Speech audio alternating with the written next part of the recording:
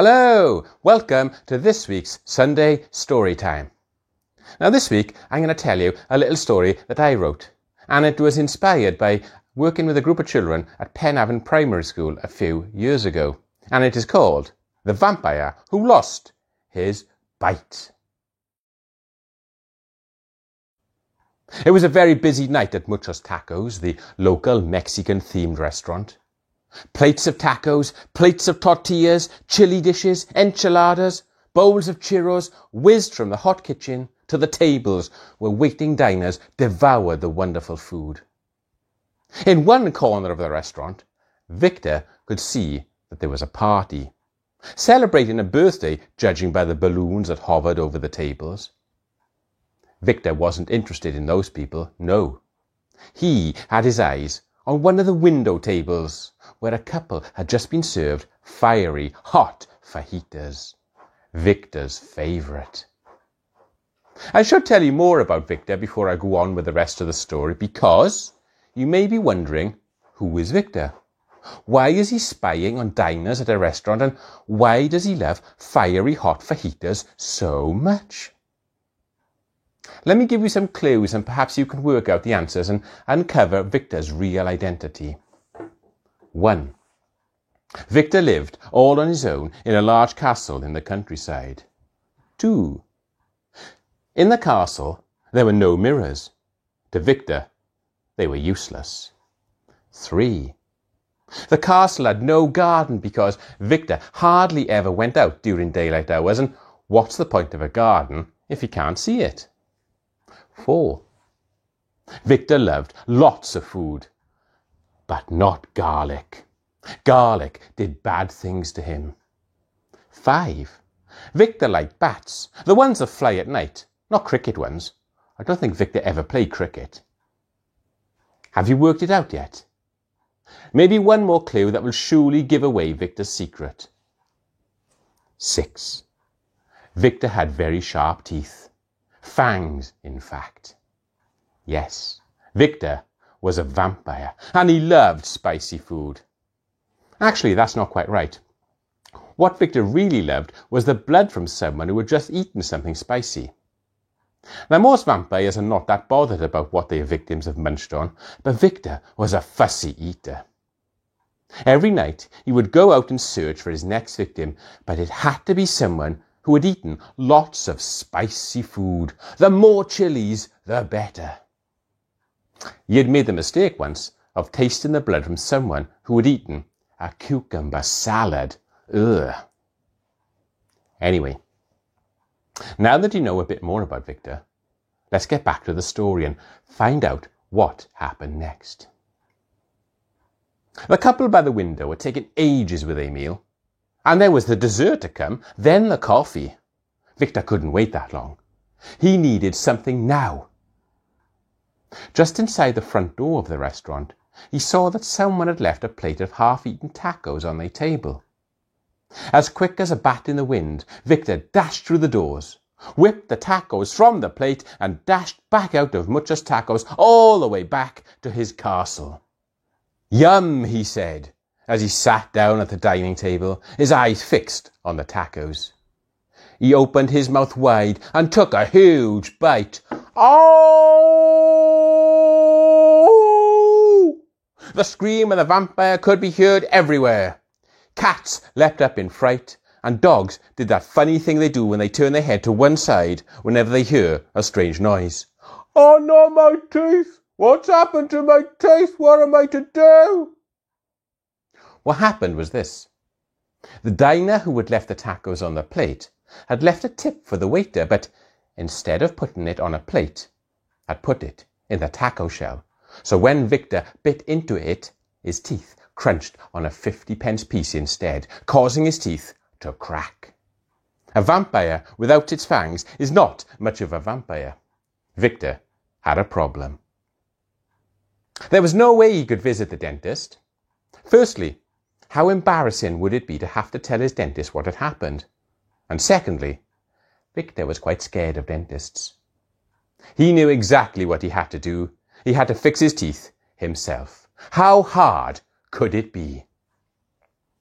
An idea came to Victor in an instant. He went to the supermarket and got a tube of extra-strength super glue. When outside, he took the top off the glue and squeezed a few drops onto his broken teeth and fixed them to his gums. He bit down to make sure they were stuck in. Just then, the supermarket security guard came around the corner and saw Victor. "It's time to go home, sir. We are closing the store and the car park now." Victor replied. "Sorry, I didn't catch that." "Sir, I don't know what he was trying to say. We are closing. I am going to have to ask you to leave." Victor fled from the supermarket, disappearing into the dark night. "Eh?" said a very confused security guard. "Where did he go?" Victor spent the rest of that night trying to scrape off the extra-strength superglue from around his mouth. He went to sleep that night, still with the broken teeth, a sore mouth, hungry and grumpy. The next day was spent trying to think of another way to fix his teeth. Victor wasn't going to try glue again, no chance. Then he had an idea. He hadn't visited his gran in a long time. It was time that he did. "Hello, Gran," Victor said as she opened her front door. "Oh, this is a surprise. Hello, Victor. How lovely to see you. It's been a long time." Victor's gran grabbed hold of him and gave him a big hug. That evening they chatted lots.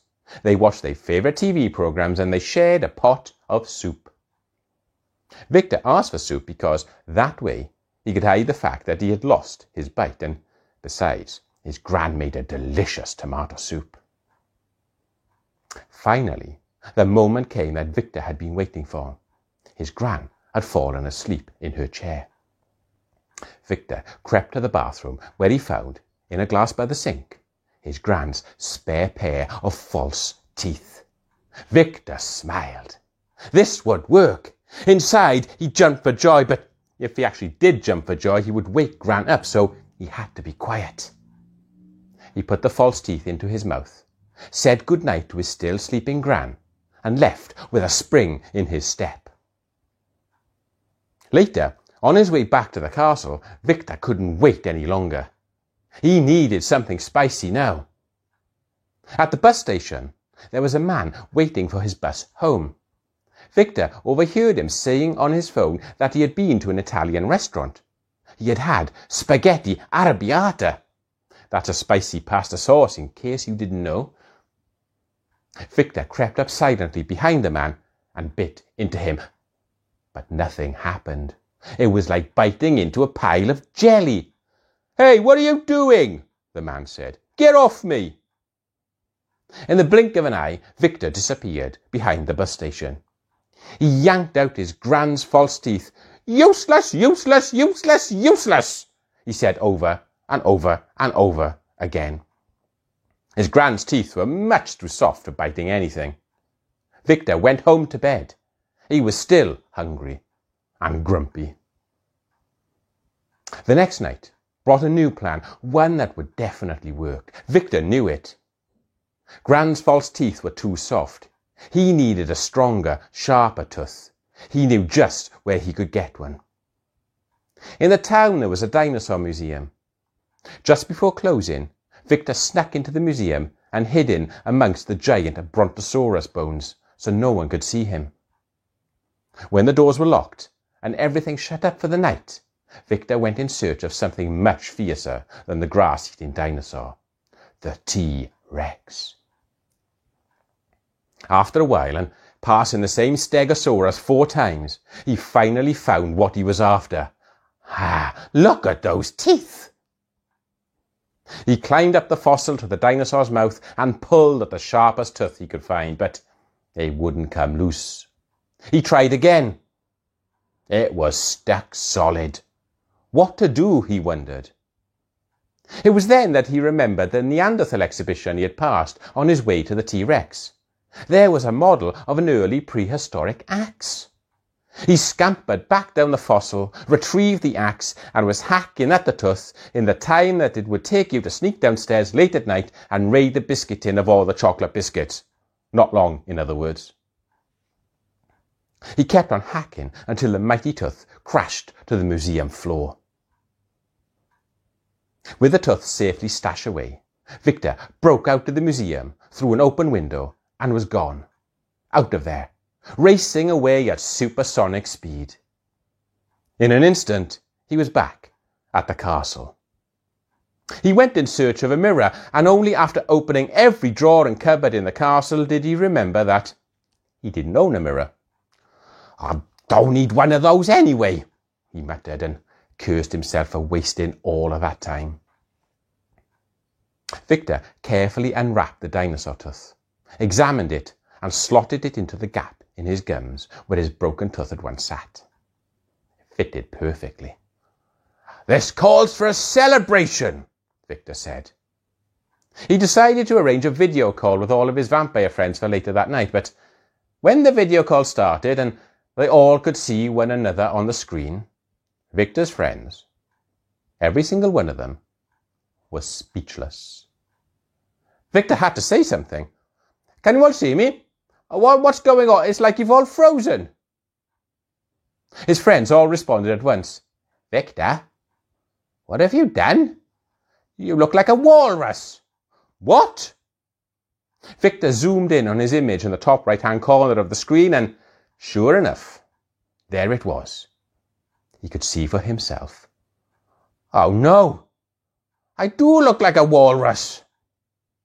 The T-Rex tooth he had taken was way too big. Victor sighed. "I give up," and asked his friends, "Anyone know a good dentist?" And that is the end of the story, The Vampire Who Lost His Bite. Join me next Sunday for another Sunday story time. Until then, bye for now.